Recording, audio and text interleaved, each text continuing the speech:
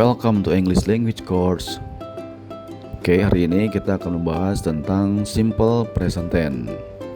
Langsung saja, seperti yang sudah kalian ketahui, ketika kita bicara simple present tense, maka kita bicara tentang aktivitas yang dilaksanakan hari ini. Untuk rumusnya yaitu subjek ditambah verb one atau kata kerja bentuk pertama ditambah S, ES atau IES. Kita lihat dalam gambar, dalam contoh ini. Yang pertama kita mulai dari afirmatif. Afirmatif itu adalah sebuah kalimat berbentuk positif. Nah, ini subjeknya. Ketika kalian menemukan subjek I, you, we, they, maka cukup ditambahkan verb satu saja. Tapi ketika kalian menemukan subjek he, she, it atau tunggal, maka si verb satunya itu ditambah S, ditambah ES atau ditambah IES. Misal contoh nih, ketika subjeknya I, you, we, they, maka si play-nya tetap tidak berubah, yaitu bentuk dasar. I play football, you play football, we play football, they play football. Tapi ketika subjeknya kita rubah menjadi singular, yaitu he, she, dan it, maka play-nya berubah ditambah S. He plays football, she plays football, and it plays football. Berubah jadi S ya. Oke, berikutnya kita masuk ke bentuk negatif. Kalimat berbentuk negatif. Untuk simple present tense, itu ketika kita mau membuat kalimat berbentuk negatif, maka kita membutuhkan yang namanya auxiliary verb. Auxiliary verb itu adalah kata bantu kata kerja. Nah, untuk simple present tense ada dua, yaitu do dan doesn't. Nah, ketika subjeknya jamak seperti I, you, we, they, maka auxiliary-nya do. Karena bentuknya negatif, maka ditambahin not. Kemudian ditambah verb one. Nah, ketika ketemu subjeknya berbentuk singular atau tunggal, maka auxiliary-nya kita menggunakan does kalau untuk tunggal. Kemudian ditambah not, kemudian ditambah verb one. Oke, kita langsung saja. Contoh misalnya yang positifnya itu I play football, maka I itu termasuk ke bentuk plural atau jamak, maka menggunakan auxiliary verbnya do, bentuknya negatif tambah not, do not, sering disingkat don't.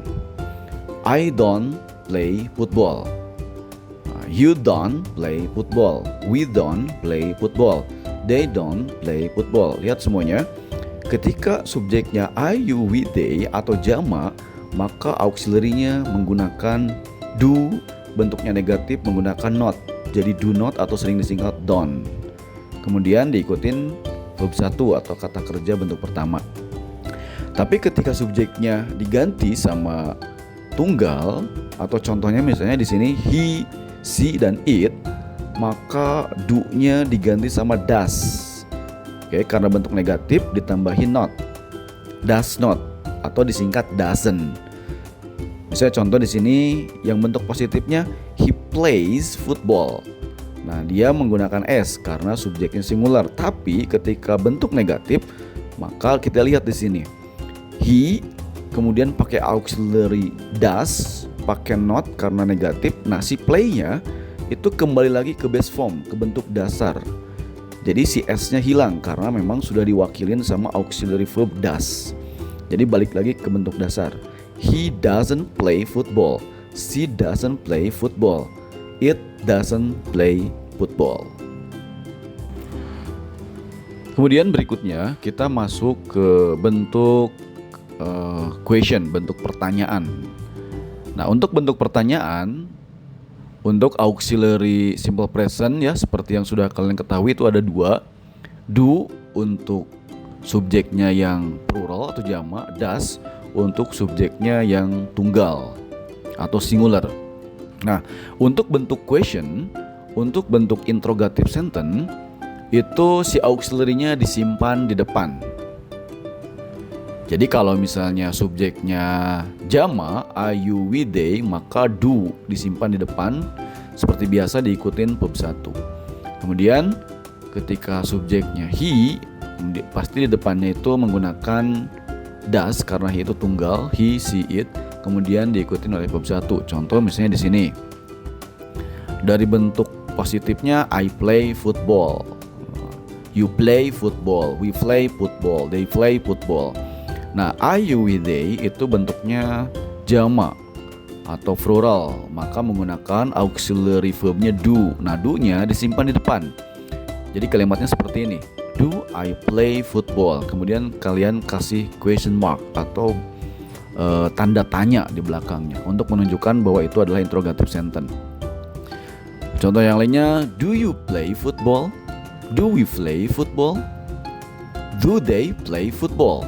Nah, I, you, we, they di depannya menggunakan auxiliary do. Kemudian ketika subjeknya he, she, dan it, maka auxiliary-nya menggunakan does.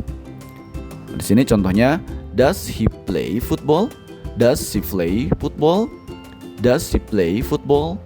Nah, itu contoh-contoh untuk perubahan untuk dari afirmatif ke negatif, kemudian dirubah ke bentuk question atau interrogative sentence.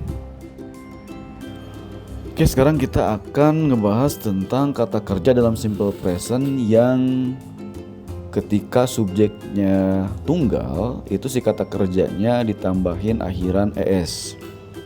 Jadi nanti kata kerja yang akhiran hurufnya sh, ch, s, z, dan x itu ketika bentuk subjeknya itu tunggal atau singular maka ditambahin es. Seperti misalnya was jadi wases, catch jadi catches, class jadi classes, bus jadi buses, fix jadi fixes. Contoh misalnya ketika kita menggunakan subjeknya plural misalnya I was, maka ketika subjeknya saya rubah menjadi she bentuk tunggal atau singular, maka verbnya was-nya tambahin endingnya es. Jadi she wases. Contoh lainnya misalnya you catch, kita ganti you-nya menjadi he, jadi he catches. Begitupun dengan yang lainnya, ketika subjeknya yang plural dirubah menjadi singular, maka ketika kalian menemukan akhiran katanya itu sh, ch, s, z, dan x, maka akhirannya ditambahin es. Was, catches, classes, buses, and fixes. Berikutnya, ketika kalian menemukan kata yang akhirannya y, tapi sebelum y itu ada huruf konsonan, misalnya study. Nah, akhiran kata dari study itu adalah y, tapi sebelum y itu ada huruf d. D itu termasuk huruf konsonan. Maka nanti si y-nya itu berubah menjadi i dulu, baru ditambahin es. Jadi nanti endingnya itu ies. Study jadi studies. Nah, tapi kalau kalian misalnya menemukan kata kerja yang akhirannya y, tapi sebelum y itu hurufnya vokal seperti a, i, u, e, o. Kebetulan di sini saya kasih contoh by, itu sebelum y itu ada huruf vokal u, maka dia tidak berubah untuk y-nya, tetap y dan cukup ditambahin s saja. Misalnya dari buy menjadi buys. Terakhir, kalau kalian menemukan kata kerja yang akhirannya o, seperti misalnya go, pergi ya, itu kalian tambahin es, jadi goes. Berikutnya kita akan ngebahas tentang to be. Dalam simple present tense itu ada 3 to be untuk simple present tense, yaitu am, are, dan is. Am khusus untuk subjeknya I, kemudian are untuk subjek you, they, we atau plural subject atau subjek berbentuk jamak, kemudian is untuk subjek he, she, it atau singular subject atau subjek berbentuk tunggal. Nah, to be ini digunakan untuk kalimat yang memang tidak diikutin oleh kata kerja untuk simple present. Bisa diikutin oleh kata benda, kata sifat, atau keterangan.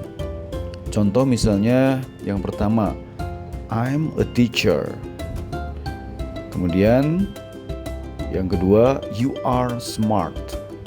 You are smart. They are smart. We are smart. Atau kata kerja bentuk plural itu diikutin oleh are. Kemudian ketika kita rubah menggunakan singular subject, dari I'm a teacher berubah menjadi he is a teacher. Nah, karena ketika kita menggunakan subjek he, maka kita harus menggunakan to be is. Begitupun dengan she, misalnya dari you are smart, ketika you-nya kita rubah menjadi she, maka are-nya berubah menjadi is. She is smart. Nah, ini adalah contoh kalimat simple present yang menggunakan to be. Artinya dalam kalimat ini tidak ada kata kerja bentuk pertama. Jadi kata kerjanya diwakilin oleh to be, yaitu am, are, dan is. Sekarang kita masuk ke contoh soal. Ya, kalau kalian nanti ulangan disajikan bentuk soal pilihan ganda untuk simple present tense. Seperti ini nih, misalnya contoh yang pertama. Which of the following sentences is grammatically correct? Nah, perintahnya di sini, manakah di bawah ini kalimat yang benar sesuai grammar? Nah, kita cek ya, mana yang benar. Kita mulai dari yang A. The committee decide the agenda every week. Nah, the committee ini adalah merupakan subjek singular atau subjek tunggal. Maka sesuai aturan, kalau subjeknya tunggal, maka verbnya harus pakai s, es, atau ies. Nah, ini verbnya decide tidak menggunakan s, berarti salah yang A. Kemudian kita masuk ke yang B. The teacher give us assignment daily. The teacher ini adalah subjek, tapi subjeknya bentuknya apa? Betul, singular, tunggal. Sesuai aturan berarti si verbnya yaitu give harus pakai s. Berarti yang B juga salah. Kemudian yang C. He always try his best in every competition. He adalah subjek berbentuk tunggal atau singular. Maka sesuai aturan bahwa ketika subjeknya tunggal, maka verbnya harus akhiran s atau is. Nah, try di sini base form, bukan akhiran s, bukan akhiran is. Berarti salah yang C. Harusnya try-nya ditambahin ies ya. Tries harusnya. Yang D, the sun rises in the east every morning. The sun ini adalah subjek berbentuk tunggal. Maka otomatis si verbnya harus ditambahin s. Nah, ini benar. Rise itu verbnya ditambahin s, jadi rises. Berarti untuk nomor 1 yang paling tepat jawabannya adalah yang D.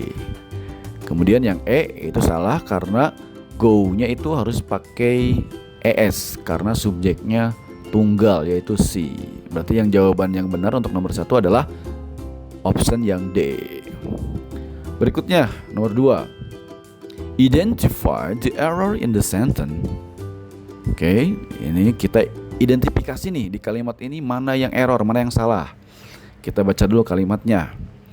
Neither Jack nor his friend enjoys playing soccer during the rainy season. Kita lihat di sini, kita analisis. Neither Jack nor his friend, itu Jack dan temannya. Jadi kedua-duanya tidak gitu ya. Menikmati, enjoy. Di sini kan berarti Jack, his friend, berarti di sini termasuk plural. Maka kalau plural si verbnya base form, bentuk dasar. Jadi jangan pakai akhiran s gitu ya. Nah, di sini pakai akhiran s, berarti ini error dong. Berarti yang errornya yang mana? Yang enjoy. Gitu ya. Untuk soal yang nomor 2. Berikutnya soal nomor 3. Which sentence expresses a habitual action correctly? Nah, di manakah kalimat di bawah ini yang menunjukkan habitual action, kegiatan habit gitu, kebiasaan yang tepat.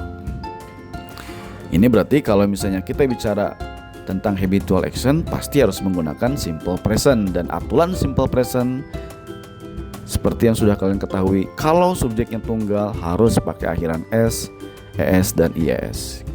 Oke, kita analisis nih. Yang A, she reading a novel every weekend.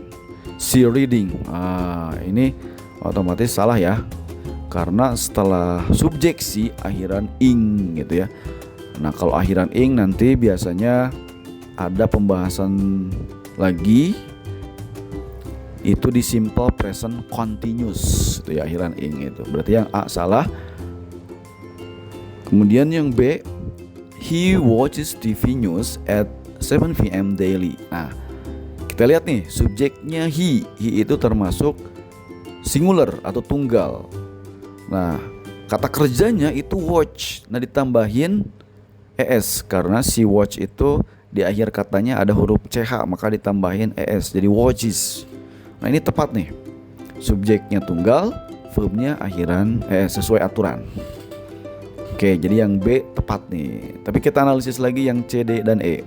Yang C, they goes to the gym twice a week.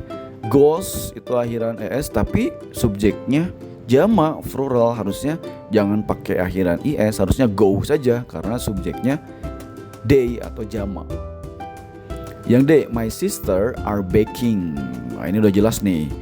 My sister itu tunggal, to be-nya juga pakai are, kemudian pakai akhiran ing. Ini sebenarnya ini masuknya ke simple present continuous, tapi dari to be-nya juga salah ya, harusnya pakai is karena sister, my sister itu menunjukkan tunggal. Berikutnya yang E, I'm studying English every morning. Nah, saya sedang belajar bahasa Inggris setiap pagi. Ini strukturnya benar, tapi ini bukan simple present. Ini simple present continuous ya, karena to be akhiran si verbnya itu ing.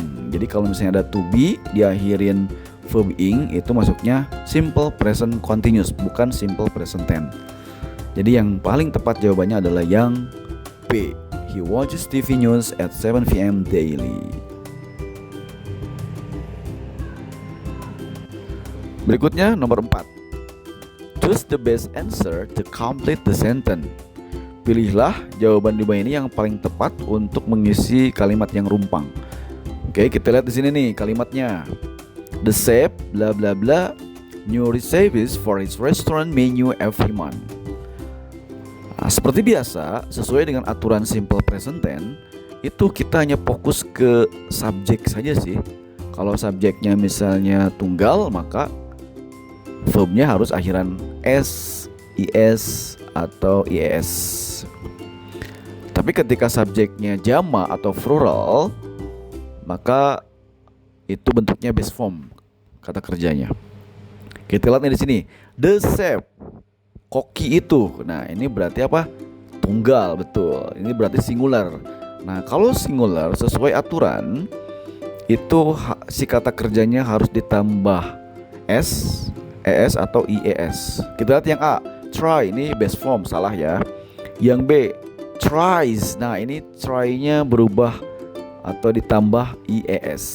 Nah, ini tepat nih yang B nih, karena subjeknya tunggal ya. Berarti untuk nomor 4 jawabannya adalah B, tries. Berikutnya soal nomor 5. Which of the following sentences is in the correct simple present form? Oke, manakah kalimat di bawah ini yang berbentuk simple present tense? Kita lihat nih. Yang A, she not like. Nah, she not ini harusnya kalau bentuk negatif ya, seperti yang sudah dijelaskan sebelumnya, kita membutuhkan yang namanya auxiliary. Jadi auxiliary verb untuk simple present itu kan ada 2, do dan does.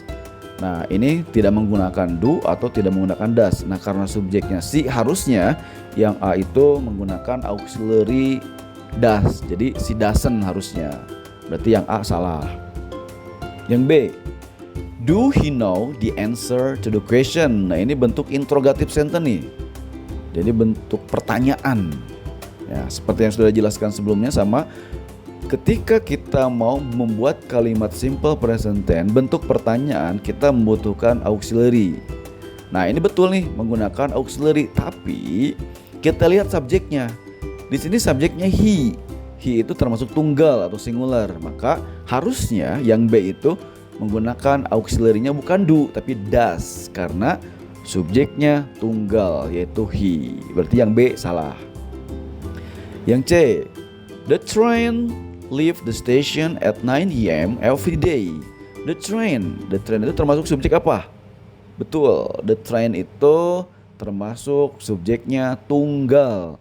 Ingat ya, sesuai aturan kalau tunggal maka verbnya harus akhiran s, es atau ies. Nah, ini leave-nya itu kata kerja, tapi kata kerjanya di sini base form bentuk dasar, dia tidak ditambahin s. Berarti yang C salah, harusnya leave-nya pakai s.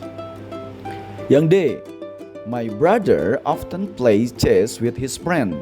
My brother ini subjek nih, my brother saudara saya, berarti subjeknya apa? Singular tunggal. Nah, kalau subjeknya singular atau tunggal, maka verbnya harus tambah s. Nah, ini benar. Verbnya itu play-nya ditambahin s. Berarti yang D yang paling tepat jawabannya. Nah, kalau yang E, they enjoy, salah karena subjeknya plural atau jamak, tapi verbnya pakai s. Harusnya verbnya tidak pakai s.